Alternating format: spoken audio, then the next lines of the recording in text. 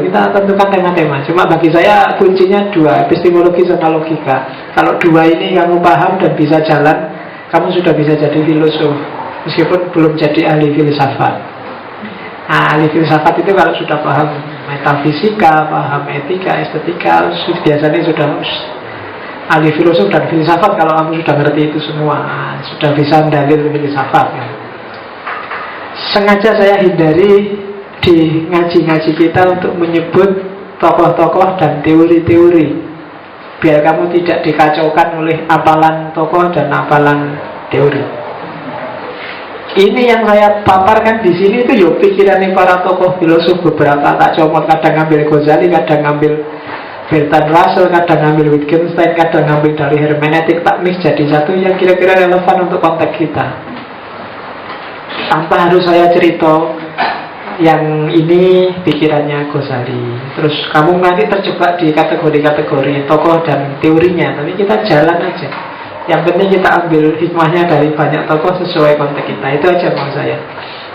Karena biasanya begitu kamu dengar namanya, kamu sudah duluan, kebar duluan. Waduh, mesti rumit ya ada Wittgenstein, aduh itu nama apa lagi? Terus kamu mesti gitu sudah menggerak. Jadi sudah tak ambil. Karena mereka juga berefleksi tentang realitasnya, yang pasti nggak jauh beda dengan realitas kita. Jadi kita tanda kurung dulu nama sama tokoh-tokoh sama aliran-aliran, kita masuk aja secara smooth, secara pelan-pelan ke idenya yang menurut saya relevan. Ada lagi? Iya, Mas. Kan ada level-level dan jenis-jenisnya. Apakah itu level dan jenis-jenisnya itu berupa kategori yang terpisah-pisah, atau sebenarnya itu satu kebenaran itu bisa masuk ke beberapa level atau beberapa jenis yang, atau bisa mixing, atau sebenarnya kebenaran itu yang itu berproses gitu, bisa pindah dari level ke satu ke level yang lain atau jenis yang ke jenis yang lain. Iya, cair Mas. Jadi kalau kamu bahas HP misalnya, kamu mau lihat aspek apanya? Aspek fisik empirisnya, atau aspek pragmatisnya, atau kamu mau membahas dia dari aspek gramatikalnya, kontekstualitasnya, atau tergantung kamu mau pakai yang mana.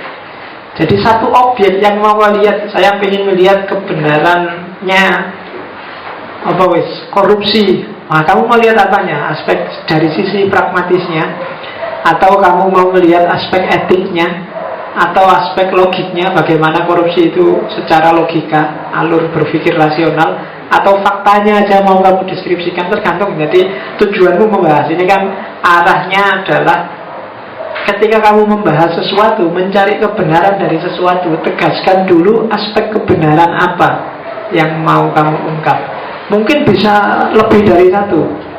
Saya ingin bahas aspek pragmatisnya dan sekaligus aspek tautologisnya dari debat tentang koruptor misalnya. Bisa. Jadi bisa digabung-gabung sesuai dengan kepentingan kajianmu, kepentingan bahasanmu. Saya mau membahas fenomena partai yang namanya PKS. Kamu mau bahas apanya? Secara kontekstual, ya saya mau lihat kontekstual simboliknya PKS itu apa, secara tekstual apa. Tapi selanjutnya mau saya analisis secara intersubjektif dalam konteks undang-undang di Indonesia. Cuma kemudian standpointnya adalah persepsi saya sebagai Muslim yang Muhammadiyah atau NU. Kemudian level yang mau saya lihat adalah etikanya. Oh, itu bisa. Jadi tergantung kepentingan kajianmu. Jadi kalau ada orang tanya tentang kebenaran, tegaskan dulu level mana, jenis kebenaran yang mana yang mau dilihat, sudut pandang apa yang ingin dipahami. Karena begitu itunya tidak jelas, itu biasanya terus diskusinya ngambang. Bisa ini campur aduk.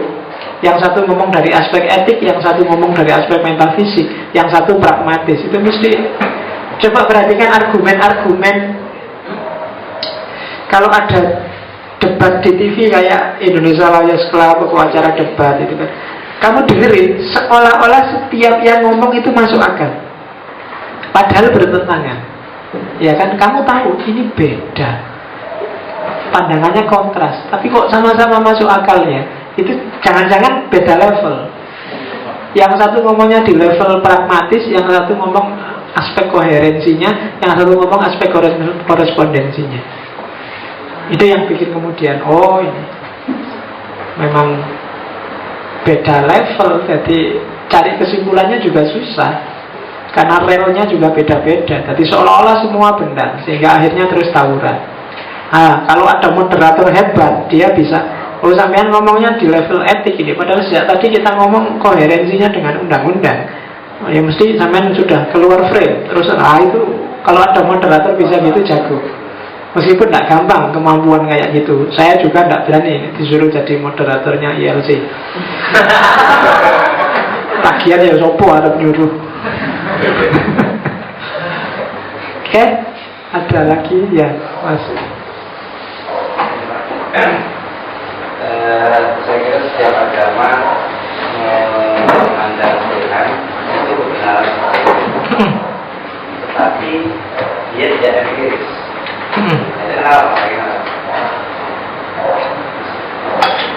Kalau tidak empiris, kebenarannya pasti kebenaran metafisik. Kalau itu kebenaran metafisik, biasanya pembuktian empiris dan pembuktian rasional tidak berdaya. Saya berani membantah, karena saya sering ngajar mata kuliah filsafat agama. Semua argumen rasional tentang Tuhan yang jumlahnya 8 itu semua punya kelemahan. Karena memang Tuhan bukan objek rasio, karena dia objek otoritas untuk dipercaya atau tidak dipercaya.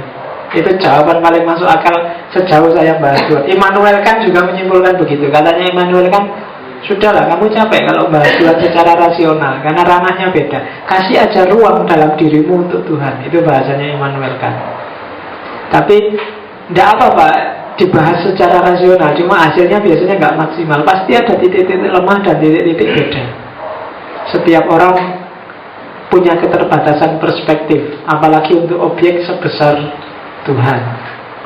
Ya ilmu kalam itu sebenarnya objeknya ya Tuhan semua.